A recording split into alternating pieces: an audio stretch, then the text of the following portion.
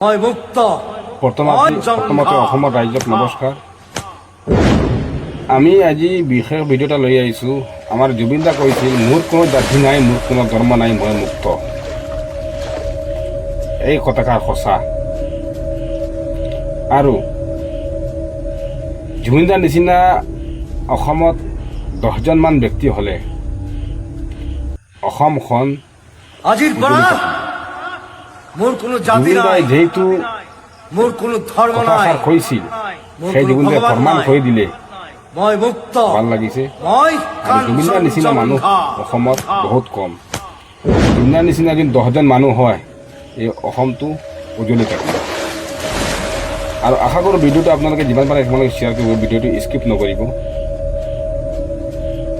আৰু জুবিন দাৰ কথাষাৰ যি আমি শুনিছোঁ, এই কথাষাৰ শুনি আমাৰ মনত বহুত ভাল লাগিছে। আৰু আমিও নিজে জুবিন দাৰ কাৰণে বহুত ঠাণ্ডা আহিছে।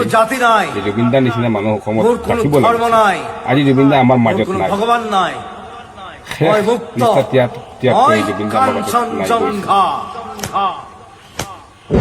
সেইকাৰণে জুবিন দাৰ কথাবোৰ, গোটেই কথাবোৰ একদম সঁচা। আৰু আপোনালোকে কমেণ্টত জনাব, জয় জুবিন দা, জয় জুবিন দা। আপোনালোকে কমেণ্টত লিখিব জুবিনৰ কাৰণে কিমান মৰম আছে। আজি আমি এই ভিডিঅ'ত আমি চাম যে আপোনালোকে জুবিন দাৰ কাৰণে কিমান মৰম আছে। আপোনালোকে কমেণ্টত লিখিব, জয় জুবিন দা, জয় জুবিন দা। মোৰ কোনো ধৰ্ম নাই, আপোনালোকে কমেণ্টত জনাব মতামত। মোৰ কোনো ভগৱান নাই। কমেণ্টত দিব, জয় জুবিন দা, জয় জুবিন দা। আমি সঁচাকৈ ভাবিম যে আপোনালোকৰ অন্তৰত সঁচাকৈ বহুত মৰম আছে জুবিন দাৰ কাৰণে। আজি গোটেই অসমত জুবিনৰ কাৰণে গোটেই অসম কান্দিছে।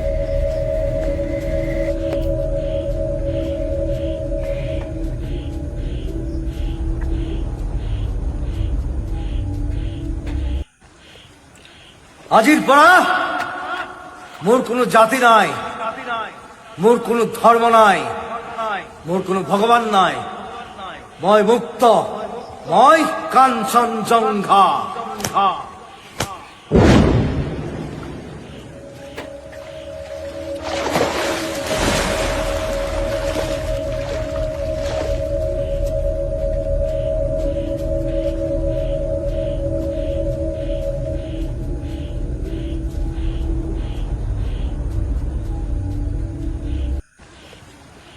আজিৰ পৰা মোৰ কোনো জাতি নাই, মোৰ কোনো ধৰ্ম নাই, মোৰ কোনো ভগৱান নাই, মই মুক্ত, মই কাঞ্চনজংঘা।